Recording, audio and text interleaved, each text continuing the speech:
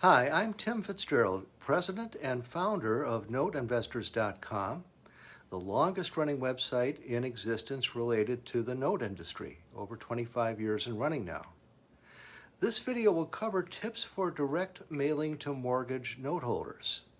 By the way, if you haven't seen my other videos that explain why direct mailing to note holders offers the greatest bang for buck as the most efficient way to reach the people we're after, be sure to check them out because you'll then be exposed to a lot of insight.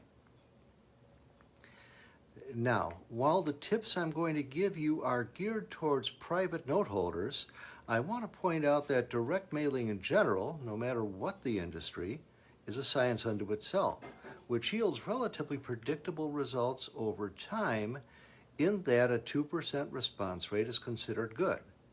This does not mean that 98 out of 100 have no interest in your message. It only means that 2% is a generally accepted benchmark as a number of people who are actually compelled to respond at a particular point in time because they have a need.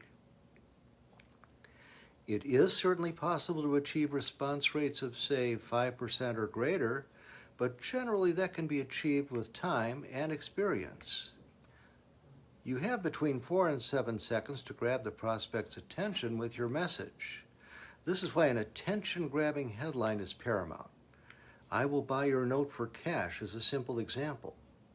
I like postcards because the prospect can't avoid seeing your message as they hold the card in their hand.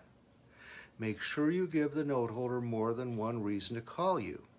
For example, receive cash quickly. No more waiting for future payments, eliminate risk of default, and so on and so on. Be definitive and use shorter terms rather than long ones. You should also give them a sense of urgency to call you now. One way to accomplish this is by offering something for free for a limited time, say if they respond within X number of days after they receive your mailing. A free, no obligation quote for your note. That's an excellent option. You could also offer them something of value, like something like a note management handbook, or even a smaller booklet such as, say, 10 Things Every Note Holder Must Know. These giveaways can also serve as marketing tools to further convey a sense of urgency, like pointing something out, for example, like the possibility of default, which is a note holder's management headache, okay, just to name one point to touch on. Or you can offer cash back at closing in addition to the quoted purchase price if the note holder requests a quote within a given timeline. I give you these ideas just to stimulate your thinking. Make sure you put your phone number in at least 2 prominent spots on the card. I like red bold because it jumps out at you. You might state that they can text or call you. You have to make it easy for them to contact you, and you want your message to be as simple and straightforward as possible. Above all, you want to make sure to convey that there will be no obligation on their part by contacting you. Okay? Remember, they don't know you, and you want to project maximum credibility and trust. Act like the bank. You want to exude the utmost level of professionalism, and your materials need to be on par with what a Fortune 500 company sends out. And this is easy to accomplish in today's digital world. Keep in mind that the quality of the note holder list you're using is vital. You want bona fide private note holders who are carrying notes secured by owner-occupied single-family residences with loan-to-value of 90% or ideally less, secured by properties in the states that you specify. You also want the list to exclude notes that are already paid off, for example, or notes in second position.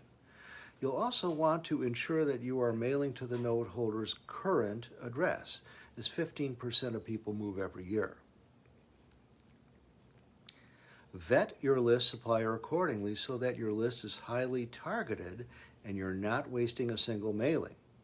You want to be reasonably sure that when you get responses, they will be regarding transactions that you can make money on.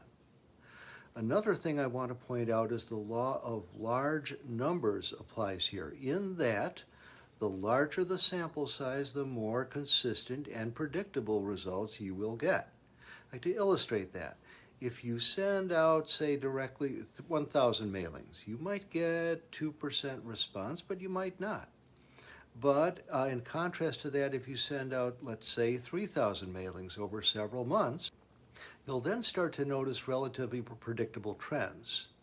If your response rate is under 1% by that time or worse, well then you'll want to change up or split test your message.